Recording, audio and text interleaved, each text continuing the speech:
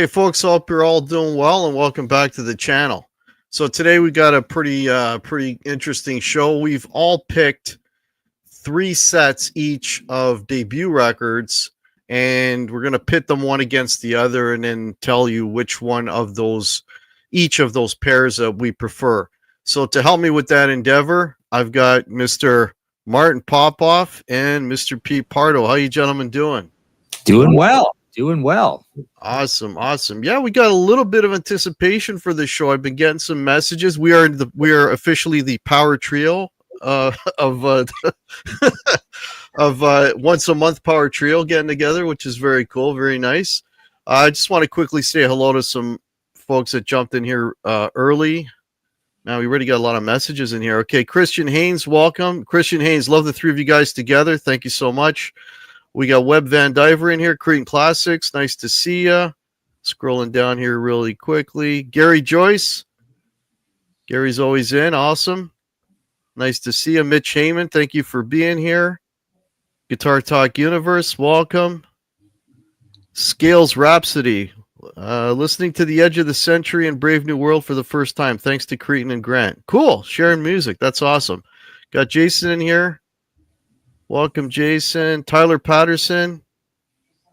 William De Silva. Wow, lots of folks in here. Awesome. Half Ace.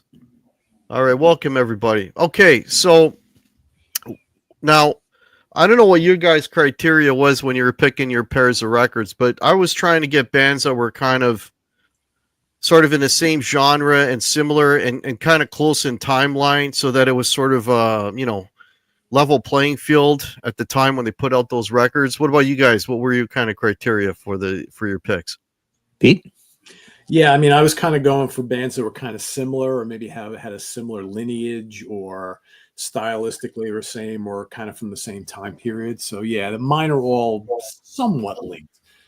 Maybe a couple more than others, but yeah, there's some kind of connection there for the most part. Martin? Yeah, and I like doing this when, if you were to talk about these albums on their own, you would say certain things, but if you compared them, you might come up with some new things to say. So that's what I always liked about doing this. So yeah, same sort of thing. Made sure there were direct links, but yeah, I like when there's more to say about them because you're comparing. Yeah, direct comparison, right? Yeah. All right, so let's go Martin and then Pete and then myself. So what's your first pair, Martin? What do you got? Okay, well, let's go with Motorhead and Saxon. I don't have a physical of the first Saxon anymore, and I've just got this weird Motorhead, leather CD here. So Motorhead and Saxon, there's a debate on whether Motorhead even should be considered a new wave of British heavy metal band. I think they should. But Motorhead and Saxon, if you do accept that, they're two of the main ones. Those guys in Maiden, maybe throw Tigers of Pantang in there. But Motorhead comes out with a debut in 1977. It's just weird to see a record come out like this at that time. So it's well before the new wave of British heavy metal, which we think of as kind of like the first month or two, February 1980. But Saxon comes out with their debut in 1979. And another one you could have thrown in here that would have been interesting to do a trio comparison with is the first Samson album, which is also 1979. So these are two inherently English bands. The Motorhead album was almost recorded as a demo. They just got all hopped up on speed. They were supposed to do a single, and then they just said, let's do a whole album. And then they said, okay, let's take it. Speedy Keen was in there producing from Thunderclap Newman, and it's an album that I've often called the first album recorded badly on purpose. It's got this really weird, crazy, extreme production sound to it. It almost sounds like Lemmy is doing the most extreme versions of anything he might have come up with in Hawkwind, and then doing that a bunch of times on here. And you got Train Kept a Rolling. So it's a weird record. If they didn't look like Motorhead, you'd almost think they were a bunch of punks doing this. And the Saxon, on the other hand, is like, so Motorhead's kind of like coming from nowhere with this alien sort of sound that might have some ties to Hawkwind, but Filthy Animal doesn't come from any. There's no history really with the other guys. You got Larry Wallace coming in, from Pink Fairies. Fast Eddie comes in eventually, and he's got no history either. It's just Lemmy, right? Whereas Saxon has this strange kind of history where they were a band called Son of a Bitch, and they're almost coming up through a 70s vibe, and that 70s vibe is still there on the Saxon album, despite the new band name and the totally new wave of British heavy metal looking album art with that illustrated Viking dude on there, right? So that album, and even the next one, Wheels of Steel, has a little 70s in it, but this album has kind of like some rock and roll and some proggy stuff and a couple of fast modern heavy things, but it sounds sort of caught in the 70s. And this one does for other reasons. So they're just two albums that, you kind of want to link them to the new wave of British heavy metal, but they don't quite sound there. And both bands improve greatly when it comes to the second album. These guys go to Overkill. Saxon goes to Wheels of Steel. So if I was to rate these albums, I would probably go 6.5 out of 10 on this, and I'd probably go 5.5 on the Saxon. So it'd be a tough choice to pick between the two of them. I never listened to them. Yeah. Mm-hmm. Yeah. So Martin and Pete, I'll put this to you. What was the first Motorhead record that you thought actually sounded good? First one I bought, Overkill. Production wise. I don't think any of them. They don't want to sound good. They want to. That's why I'm asking. So they never really go for like a high. Not even until the very end. I mean, they have a specific sound. But that Overkill album is the first one where they capture the Motorhead sound. It's you almost don't even improve on it for the rest of the 20 albums, whatever it is. A lot of people will even call Overkill their favorite, or Ace of Spades or something. Yeah.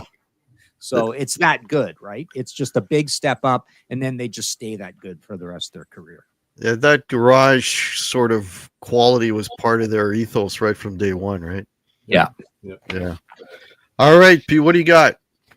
All right, so my first two selections are tied to one band. They're both offshoot bands from a bigger band, which I don't think either of the two bands here got as big as the band that they kind of came from. One was released in 1975, the other in 1978. Both were produced and engineered by Martin Birch. So from 1975, we got Ritchie Blackmore's Rainbow. And then with Whitesnake, we have Trouble. So this is the debut full length from Whitesnake. They had an EP that came out a couple months before, but this is the debut full length.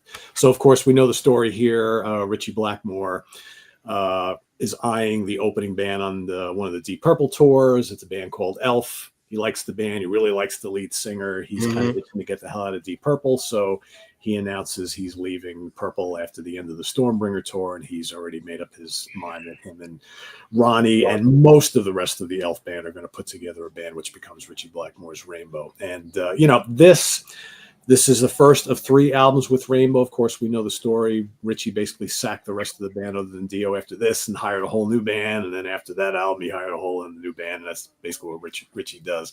But I think what's that? Rinse and repeat. Yeah, that's what he does, right? But there's some drop dead classics on here. I don't like this album as much as the 2 that would follow it, Rising and Long Live Rock and Roll. But you have Man on a Silver Mountain, which is an absolute classic. Self Portrait is great. Black Sheep of the Family, of course, is a cover of a Quatermass song. That's the whole impetus for putting this band together, because he wanted to do a cover of that. Catch the Rainbow is a classic. Then you got Snake Charmer, Temple of the King. If you don't like rock and roll, it's kind of a boogie track. 16th Century Greensleeves and Still I'm Sad, which is a Yardbird song done instrumental on here. So it's a really good album. I think the next 2 albums are great albums, but I still do like this. It has some classics. I think it's a little uneven compared to the next 2. And then we have Trouble, which, like I said, is the first full-length studio from Whitesnake. So here you've got David Coverdale, of course, coming over from Deep Purple. You got Mickey Moody and Bernie Marsden on co-lead guitars. You got Neil Murray on bass, who would be in and out of the band quite a bit over the years. Pretty much unknown guy named David Dowell on drums, and John Lord on keyboards, also coming over from Deep Purple. Some good tracks on here too, but again, kind of like with the Rainbow thing, I think this band would grow leaps and bounds starting with the next album and the album after that. But you still have some classics on here. You got Take Me With You. You've got Lie Down. You've got Nighthawk, which is a pretty cool track. You got the title track Trouble, which became one of their big concert staples over the years. Don't Mess With Me is good. You've got a cover of Day Tripper, which is okay, I guess. You got a pretty cool little instrumental on here as well. Very much in the blues rock vein. Martin and I have talked about a lot that a lot of these early Whitesnake albums also have kind of like a southern rock vibe to it, because it's got like this boogie blues rock type thing. It's a solid record. Never one of my favorites, but I do like it. And I think if I'm going to have to kind of compare the two and rank them, I'm going to have to give the edge to the Rainbow album. Neither one's perfect. They're both really solid, but I think there's obviously more classics on here, and it's got the Dio factor, right? So both strong. They would get better, but I'm going to go with Rainbow debut for this one. Cool. So my two picks, I'm going to step into the 80s and the LA glam scene with my two picks. So these were two bands that were synonymous with that whole scene. One you could say was maybe a little more instrumental in starting that scene, and another one came in when the scene was already kind of established. And the bands that I'm going to and the records that I'm going to talk about are, I'm going to talk about this one right here, which is I guess an ode to the Sticky Fingers cover. And the other band I'm going to talk about is Ratt, Out of the Cellar. So now these two bands, I thought was actually, when I looked it up, I thought the records were a little bit closer together in times of release, but they were actually about 3 years apart. So the Motley Crue record came out in November of 81, and it's very garage sounding. It literally sounds like, kind of like what you were saying about, like the Motorhead. It's just, they just got in there and somebody just hit record and they went for it. And so it's got a real garage band, but it's like these guys, I mean, the songs on the Motley Crue, I mean, they're on fire. They're playing their asses off. The record did okay in Canada. It went gold. In the US, it went platinum. But I mean, there's so many classic songs on this, Live Wire, Public Enemy, Number One, Merry-Go-Round, or Merry-Go-Round, Piece of Your Action, Starry Eyes, Too Fast for Love. Relatively simple songs, but my hat goes off to Mick Mars, and because Nicky's not doing a lot, but Mick Mars and Tommy on the drums, that guy just plays so powerfully, and he's just got this character to his playing that's just so infectious. It just really kicks you in the nads. Just really, really good. The lead breaks. I mean, a lot of the songs, the highlights for me are the lead breaks, because Mick Mars just puts on a whole, they're epic, right? They go into this, into that bit, into that bit. They're like kind of songs within themselves. Nothing crazy, super flashy, but just really inventive and really, really cool, And then, of course, you've got the complete opposite of that in terms of, musical sophistication, right? Which is the Ratt record, which came out in 84. And this one went platinum in Canada and 3 times platinum in the US. This is almost like a greatest hits record, right? Round and Round, massive hit on the radio all the time. Wanted Man, Lack of Communication, Back for More. It's got a lot of their staples in that. The songs are a lot more sophisticated. The guitar playing, in terms of sophistication, that's on another level. Robin Crosby and Warren DeMartini. And the riffs and the sound of the record, it's got that, because of the two guitar players, you got way better production, I should mention too, and the density of the guitar. Those early Ratt records always sounded fantastic. Real flashy playing, like I mentioned. But when I listen to these back to back, and man, these are so close neck and neck. But you know what? I gotta go Motley Crue. Man, because those Mick Mars, damn it, those riffs, and Vince back could still sing, and he was hitting those notes way up, in the stratosphere, and I just love that record. But I'm telling you, it was really tight. But the Mick Mars solos just put it slightly over. So yeah, I'm picking garage band, simple but catchy over sophisticated. But there you go.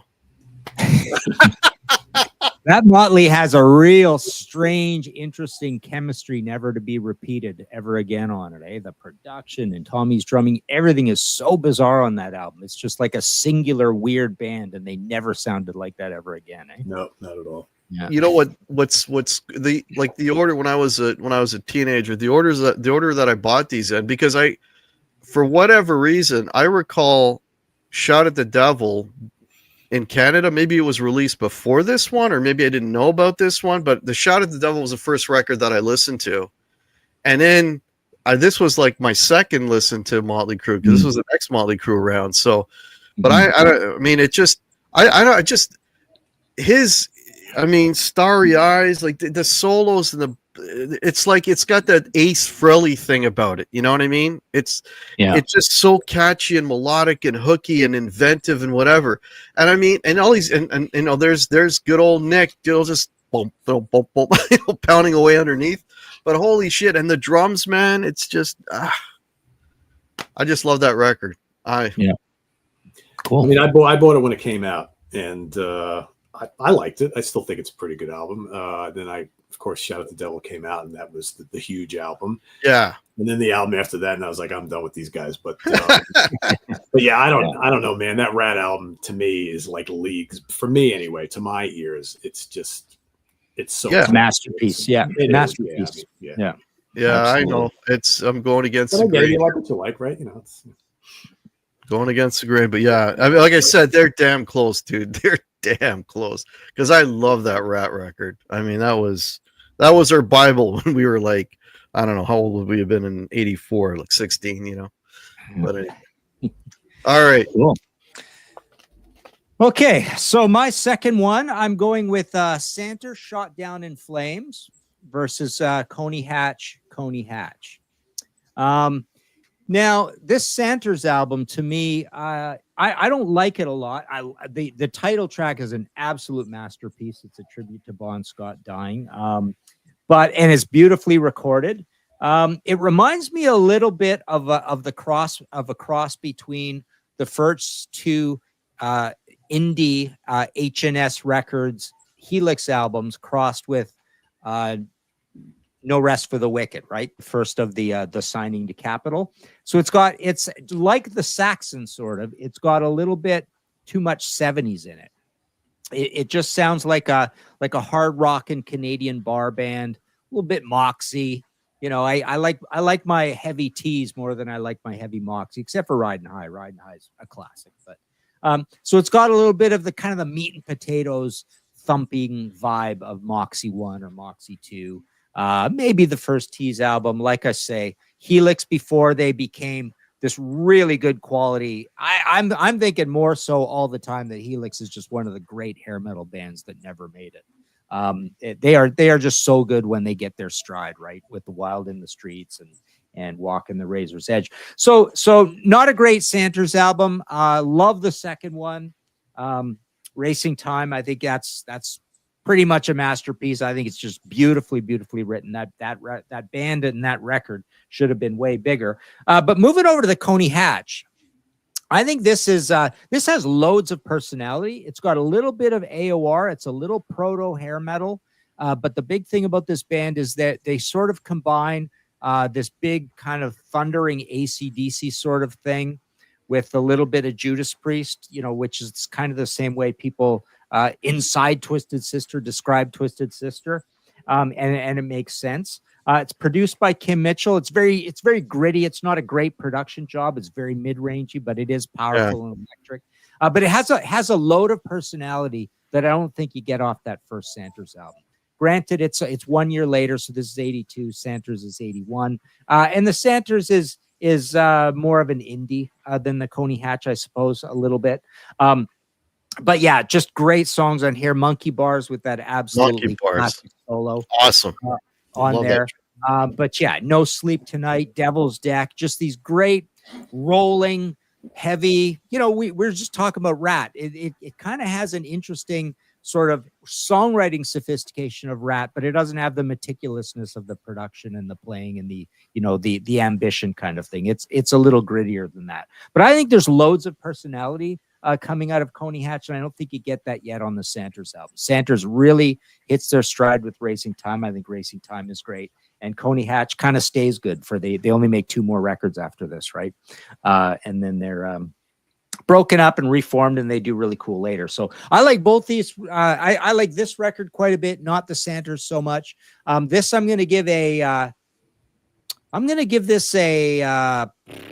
Boy, I'm thinking 10 out of 10, but I think I'm going to go because I play this all the time. It's weird. Oh yeah. I'm going to go 9.5 out of 10 on this, and I'm going to go 6 out of 10 on this. I've never heard the Santers, but I really like that Coney Hatch album a lot. I really like those Coney Hatch albums. Do you know the second Santers, Pete? Do you know? I've never heard. No. Oh, you got to hear Racing Time. You will be blown away. You'll go like, how is this band not multi-platinum in the States? So I mean, it's kind of an indie album, but it's beautifully recorded. And if you like accessible AOR hooky but heavy metal, it's amazing. There's a song in there called Winter Freeze. It's just the most exquisitely put together heavy song. Just and the production is so good on it. You'll love Racing Time, I think. Okay. Yeah, check it out. You know, that solo on Monkey Bars, which is weird and abstract, but awesome at the same time. I don't know if you know the story about that solo, but I don't know the guitar player's name off the top of my head, but he couldn't come up with anything. And literally, he just started playing some random shit. And we're like, well, that works. And then he had a hard time duplicating what he did because it was just, you know what I mean, when you're just fooling around. And there was a show on, all the guitar players. I don't forget what station it was on, and he was on there, and they tried to get him to play the solo from Monkey Bars, and he'd get like 2/3, and he just like his fingers were nuts. He goes, "I don't know how the hell I did it then. I can't do it now." It's Steve Chelsky, but I thought the story was Steve, an actual Ornette Coleman solo. Like I think he's producing an Ornette Coleman solo. Like it's based on a sax solo, yeah. Yeah. Yeah. Oh, and is it? And he transcribed it to guitar. I thought that was the story. And for years, I thought it was Kim Mitchell doing it because he produced the album and he plays like that, right? So I thought it was totally a Kim Mitchell solo for ages until I found. No, it was from the story that I saw in that program. That was Steve. Yeah. Well, I know it's Steve. Yeah. Oh, but the jazz reference, there's no mention of that. So that's bizarre. Okay. Yeah. All right. All righty. What do you got, Pete? All right. So I'm going to go back to 1969 and 1970. So these next 2 albums are loosely tied. They're not really, but they're 2 American bands. The debut album from both, and also really kind of the big breakthrough for the guitar players in both bands that would lead them both to becoming guitar heroes and very notable. And the first album from 1969 is Your Album by the James Gang. And of course, Joe Walsh, right, is the kind of leader of the band, the singer and guitar player. He, of course, after a couple of James Gang albums, would go on and join the Eagles and have an illustrious solo career and has become a legendary figure. But both this and my second choice are very strong debuts of kind of like almost like power trio bands in like a blues rock, heavy rock kind of format. Great songs on here. Joe's got an amazing tone on these James Gang albums, but these are kind of eclectic because it's like you got heavy songs, you got kind of folky songs, you got bluesy songs, a little bit of everything. But really good album. It's not my favorite of the 3 he appeared on. I probably like James Gang Rides Again as my favorite of the 3, but it's still really, really strong. And there's some smoking guitar playing from Joe on here. And on the flip side, from 1970, a guy named Leslie West playing for the band Mountain Climbing. So he had a solo record called Leslie West Mountain, then decided to form the band after the name of that album and call it Mountain. So, but this is the debut Mountain album. And again, him and Corky Lang and Felix Pappalardi. So again, you got a power trio, big heavy riffs. Mississippi Queen is on here, theme from an Imaginary Western. Again, there's like real heavy stuff on here, bluesy stuff on here, and some folky stuff. So there's kind of weird ties to the styles on both these records. Boys in the Band is on here. For Yazger's Farm, Sitting on a Rainbow is great. Never in My Life is so heavy. So there's really great tracks on here. Bluebird on here is amazing on the James Gang album. But if I were to compare the two, and this is really hard, this is probably the hardest of the three battles that I have. I'm going to give a slight edge to the Mountain record, just because I love both guitar players, but I prefer Leslie a little bit more. He's just got that big beefy tone, and there's just riffs to die for on this record. I think Joe's probably the better soloist, arguably, but Leslie is the one who comes up with the cooler riffs. But they're both great, and I think both bands would go on to do really, really cool things in the albums afterwards. But a really great start for both bands on here. But yeah, I'm going to go the slight edge to Mountain Climbing over your album by the James Gang. Yeah, Never in My Life is incredible. That's great. What an amazing tune. Yeah. Sometimes I like that more than Mississippi Queen, actually. Well, yeah, you don't hear it here. Great, but yeah, Yeah. Nice. All right. So my next two, these are both bands that got their start in the early 70s. They actually were sort of kind of in a way almost direct competitors. And they toured together a couple of times early on. And then they did a combo tour, and I believe that it was in the 2000s. So, and these two bands are Aerosmith, the debut, against. There had to be Kiss in here, right? Had to be. Probably, right? So I was a betting man. Yeah. So and I talked about this Kiss record on the last show about the sound of it being very anemic and thin, and I still think that, but the songs on this record, a lot of them are staples in their concerts, and a lot of them appeared on Alive, the 100,000 Years, and the Black Diamond, and the Deuce, and the Strutter, and the Cold Gin. That's pretty much most of the record right there. And they're really good songs. They just don't really have any balls on this record, but you got to, they're still good songs.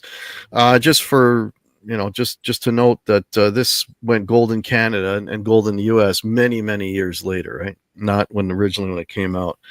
The Aerosmith record. So the Kiss one came out in February of 74. The Aerosmith debut came out in January of 73. As far as sales, it did better than the Kiss one. It's platinum in Canada, 2 times platinum in the US. Now, this had the big hit Dream On, but nobody gave a shit at the time. Dream On became a hit later. So this is kind of unlike the Kiss record. This has got a lot more bluesy feel to it, maybe a little more, some boogie rock is in there. What's interesting is when you're listening to this first record and you're listening to Steven Tyler's vocals, he's very, very young, and that he doesn't have that sort of whiskey raspy thing that he had later on. So this is what he sounded like, before all of that. There's some good tracks on here. The opening song on this, Making It, is a really, really cool, good opener. It's got Mamakin on it, right? Which in Mamakin was Guns N' Roses. Guns N' Roses did that song a little bit later. Probably my favorite track there's a song on this called Moving Out, which I just love. It just got a real kind of bluesy kind of, and it's not a blues song, but it's just got a real bluesy kind of, thumping drive. I don't know how to describe it. Just got a real cool vibe to it, really cool feel to it.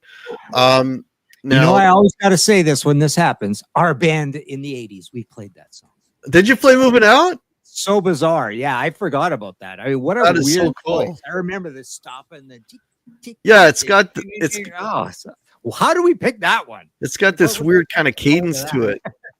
Yeah, it's a really cool song. I really like it. So, and but you know what? If I put these two side by side and I just go track per track, I got to go with the Kiss record.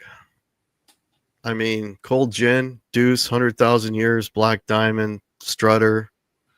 And, if you just go track by track, I got to go with the Kiss record. So this is my second unpopular choice, probably. No, I would take the Kiss record any day. Would you? Me too. Oh, yeah. And in most of the future matchups, I would take the Aerosmith record. But in this case, yeah, the Kiss is just full of great songs. Right from the start, relentless. Yeah. I mean, I saw a tribute band at the local fair last weekend, and they played like 80% of that record, right? Yeah, I remember seeing those pictures of you guys out with them. Yeah, that's pretty cool. Yeah. You know, the funny is what's funny is when you see some of these, because I know a guy who was in one of these bands. I actually sold him my Paul Stanley guitar. This is a while back, but I don't know, man. You know, if the hard thing with Kiss is, especially if you play Paul, you kind of not necessarily got to sound like him, but you got to be in shape. You see these guys out there with a leotard and the belly's out to here. It's kind of like. So the guy who does the Paul thing in the band I saw last week, he's a really nice guy. Yeah. I've met him on a number of occasions, but yeah, he's got a belly and he's got no chest hair. So everybody knows if you're playing Paul Stanley, you got to have lots of chest hair. What's going on here? Meanwhile, the guy who looked just like Ace, the other guy looked exactly like Gene Simmons. Yeah. This guy, and his hair wasn't long enough. I'm like, all right. He sounded like him, but visually it wasn't really working. But every time someone does that, it looks creepy. I mean, Tommy Thayer looks weird. Eric Singer looks weird, right? If you're just no one's ever going to be the exact same body shape. So it just seems like you're looking at a hall of mirrors when you see these guys. You know, the thing is, like with Ace, you know, he's got something in front of him. Gene's got all this shit on him. You know, Pete, the guy doing Peter or Eric, whatever version of Kiss, you know, he's behind the drums. But when you're Paul, man, you got nowhere to hide. It's like, dude, you gotta hit the gym. I don't know what to tell you. It's not enough just to know the songs, man. You got to grow some chest hair and get to the gym, or get a wig or something. And put it here, right? Just put a wig on. Oh shit! Yeah, that's funny. All righty. Okay, my last choice. We're back to the new wave of British heavy metal, but the glorious years, the epic, awesome years, 1980. I'm going Iron Maiden versus Angel Witch. And I've often told this story that I love these pairings where sometimes one band just for a brief moment is cooler than the band that got big. And that's the way I felt about Angel Witch versus Iron Maiden. Iron Maiden signed to EMI. Angel Witch is on Bronze. This album is spooky and doomy and so heavy. One of the heaviest new wave of British heavy metal albums. You know, I often call the new wave of British heavy metal Drunk Priest. And the Iron Maiden album is essentially Drunk Priest, but the Angel Witch album is more like Drunk Sabbath. You know, it's much more evil with songs like Angel Witch and White Witch and Sorcerers and Gorgon and Sweet Danger, Angel of Death, Devil's Tower. I love the singing on it, the riffs, the change up in speeds, the nice amount of, you know, there's a lot of melody on here. Like the title track is very melodic. It's kind of cool that it's like that. Confused is very doomy. But yeah, and they're a power trio. We actually lost Kevin Riddles to cancer, in the middle there, a little while ago. And his wife, Julie, put a lot of Facebook posts on about that. But he was a great guy and got to interview him once. But this is an absolute classic. And I remember when these two albums came out, I felt Angel Witch was the better, more accomplished, more professional band, because this is a little fast and punky and rickety, and the Will Malone production is a little thin. But then soon what happened was Angel Witch took forever to make their next album. It was lineup change. It didn't sound as good. They fell off Bronze. And Iron Maiden just next year, boom, 1981 Killers, boom, 1982 Number of the Beast. So Angel Witch just dropped off a cliff into total obscurity. They're great now with the reunion albums, and Iron Maiden just took off like a rocket. But I have no compunction in admitting that I think for a brief moment Angel Witch was better than Iron Maiden, because this is a better album than the first Iron Maiden album. So there you go. And for marks, I'll go 10 out of 10 on Angel Witch, and I'll go 9 out of 10 on the Maiden. That Angel Cool. Witch album is pretty great. Yeah. I mean, I love the Maiden album too. That's a hard to pick between those two. Yeah. All right, Pete, what you got in it for next? All right, so my last two here are one came out in 1975, the other came out in 1978. Both American bands, both self-titled debuts, both on kind of surprising labels. One debuted on Casablanca Records, the other on Mercury Records. Both bands had a really good keyboard player. Both bands kind of mirror the sound similar to like Deep Purple and Uriah Heep mixed with other things. The first pick is Angel, self-titled.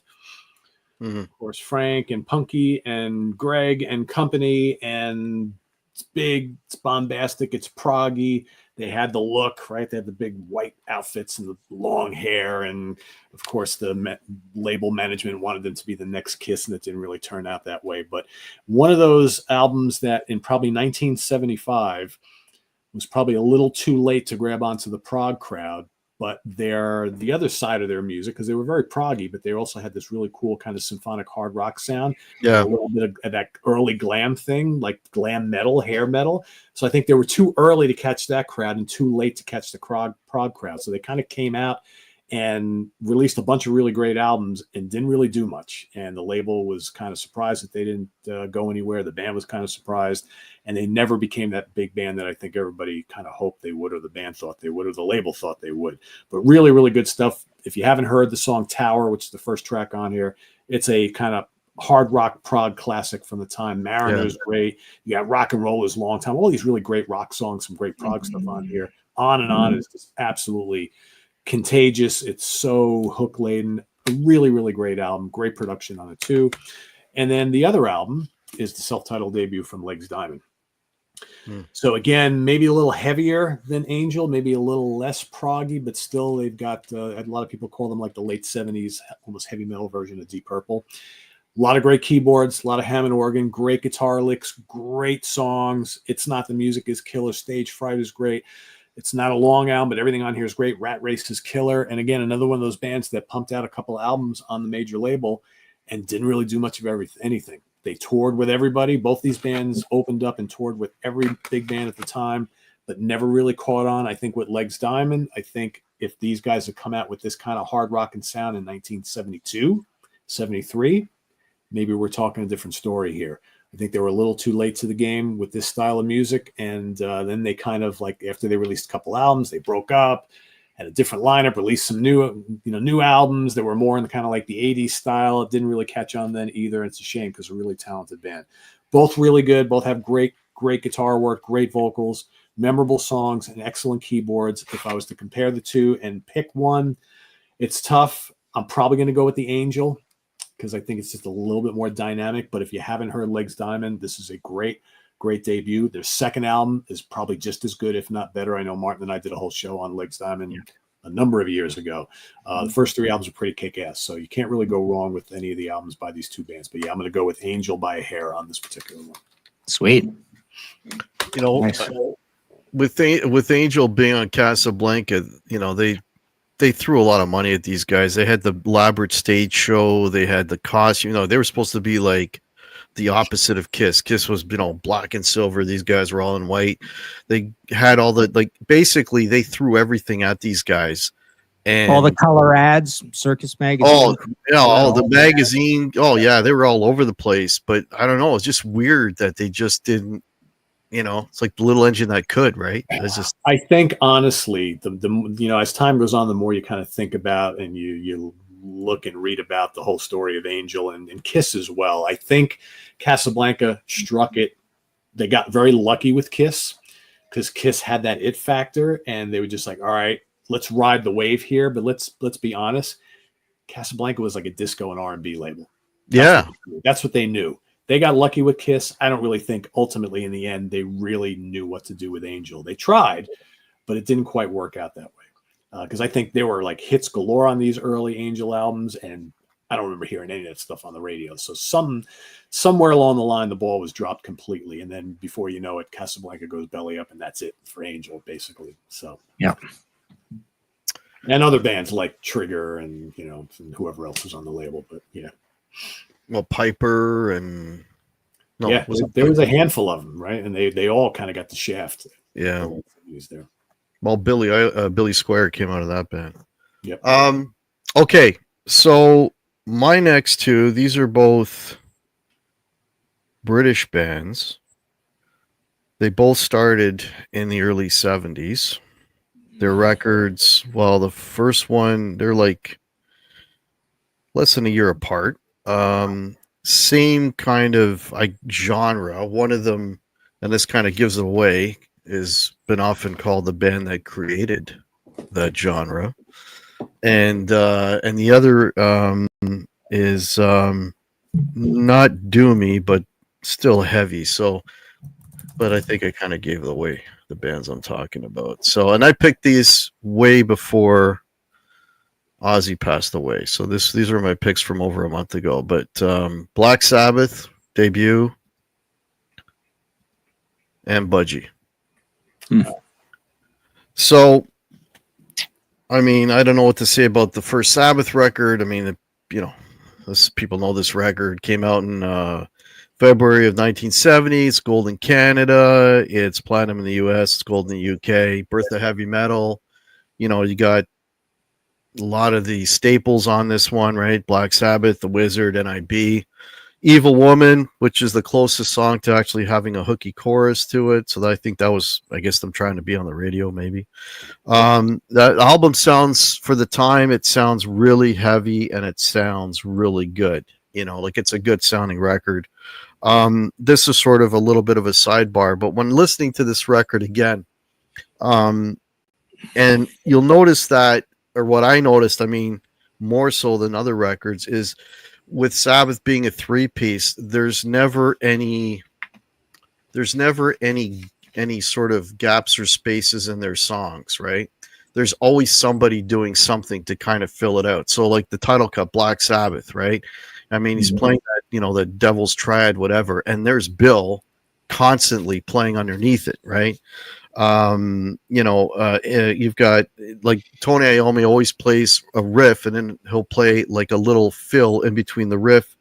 On NIB, for example, he does that, but he does that all the time. He does it on all the songs. But even Geezer on Behind the Wall Asleep, that bass is going in between. So there's never any space. Or Evil Woman, another example where Geezer's kind of always playing something, right? They're just kind of trying to fill up the sound. So that's just sort of a sidebar that I noticed more so on this record than maybe some of the others. But, it is what it is. Everybody knows the record, right? Very familiar. What may be a lot less familiar is the Budgie record. So the Sabbath came out in February 1970. The Budgie came out in July of 71. So less than a year apart. And this one, I mean, we all know Budgie. It's no certifications, right? Unfortunately. But, man, the record opens up with guts. I don't know how to describe guts. Holy shit. That's how you describe it. It's got this really wicked groove. Like it's just a killer groove. It's like it sounds like like somebody hammered walking down the sidewalk. It's really quite crude when you think about it. But that's what's so cool about it. So awesome, right? It sounds like it was recorded. You're playing it at 16 RPM kind of thing. Yeah. It's like, and then, the author, it's got that melancholy thing in the opener, and then it turns into this big driving riff, and it's so cool. And I had to write this title down because Nude Disintegrating Parachutist. Which is the name of a song. Again, another killer song. So many movements. I mean, their songs have so many parts to it. The way it starts is not necessarily the way it's going to continue or end. There's a lot of different roles, movements in each of the song. Rape of the Locks, which is actually about a haircut, which is kind of, if you listen to the lyrics, are funny, homicidal, suicidal, more cool riffage. Then they do this like 1 minute little mellow acoustic stuff. They just kind of like sprinkle that in here and there for whatever reason, you know. Which Sabbath did as well, right? Sabbath did that. Yeah, that's true. They did. Yeah, those classical classical pieces. Yeah, and you know, I mean, you've got Iommi, you know, the God on the Sabbath record, but man, I got to take my head out to Tony Borge. I mean, holy shit, that guy's Coney's, man, the two riff masters, both of them. What a crazy good guitar player, so inventive, you know. And you know, did I even show? Yeah, I showed the records. You know, I gotta admit, like, I mean, so just to give you a bit of background on my decision. So I did not grow up with this Black Sabbath record. My entry into Sabbath was Heaven and Hell. My favorite version of Sabbath is Dio. I've said it a million times. My favorite Sabbath record is Mob Rules. I went back and then I listened to this. So I'm not like, I don't have that sentimental thing for the first Sabbath record. And Budgie, I got into, I think, because of Pete, probably at this point. I don't know. We did a show, whenever we did the show on them, maybe 4 or 5 years ago, or maybe or less. I don't know. But I keep going back to Budgie because I fucking love Budgie. So I don't have that sentimental thing, but you know, if I put these side by side, man, I got to go Budgie. Wow. I got to go Budgie. I mean, you know, there's those classics on the Sabbath record, but then, you know, there's things like the Sleeping Village and the Warning, and, you know, but if you compare track to track, for me, and again, I don't hold any bias. I'm just like, you know, and I know Ozzy passed away, and the sentimental thing would be to pick the Sabbath record. But if I'm going to be honest, and I listen to these back to back, this is my most unpopular probably pick tonight.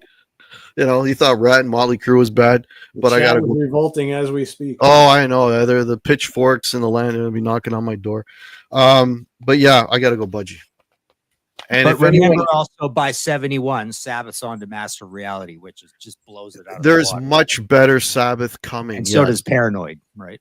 Oh yeah, like I mean, if I was comparing, or you know, any Sabbath, Bloody Sabbath, different story. You know, Master Reality, Sabotage, be a different story, right? But these two records, you know, taking the fact, you know, that I didn't grow up with this because for me, the Motley Crue pick was more like, I mean, that's the first, you know, that was kind of more of a sentimental one. This one, I'm just strictly listening to them back to back. I do like the Budgie more. So, nice. All right, cool. Send the hate mail. I'll give you my email address. There you go. All right, sounds good. Okay. And I'm just going to mention anybody in here, and I know I've talked about this a bunch of times. I know Pete's talked about this a bunch of times. Go check out Budgie. You know, they are a fantastic band. The 70s stuff is really, really. I'm trying to remember what my favorite pick of their 70s records were. But we did a show on Budgie a while back. Go check that out.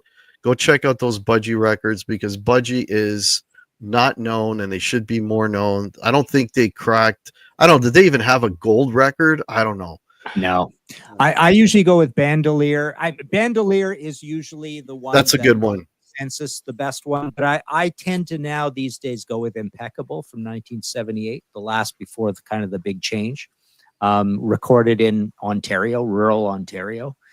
Believe it or not. But yeah, I really like Impeccable and then Bandolier and then In for the Kill, I'd say. Yeah.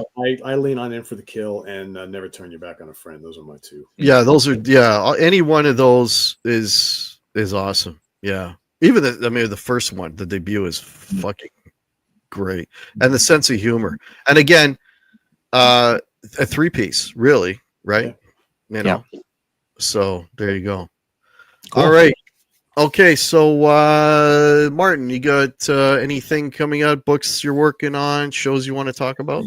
Well, I do have my audio podcast, History in 5 Songs with Martin Popoff. We've got our video channel, The Contrarians. We've got another Aussie show going up, which is all about what is Aussie's legacy song. What is the song he's going to be remembered for the most? And my Guns N' Roses book, what I'm doing till the end of the month, because July is always slow. If anybody wants a Guns N' Roses book, just go hit the button, buy it. I'll chuck in a free mystery book. But all my books are at martinpopoff.com. Still got the Maiden one behind us as well. And yeah, that's it.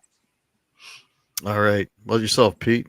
Well, I got to say, our email group, Martin, was lighting up today in my inbox with the Ozzy song.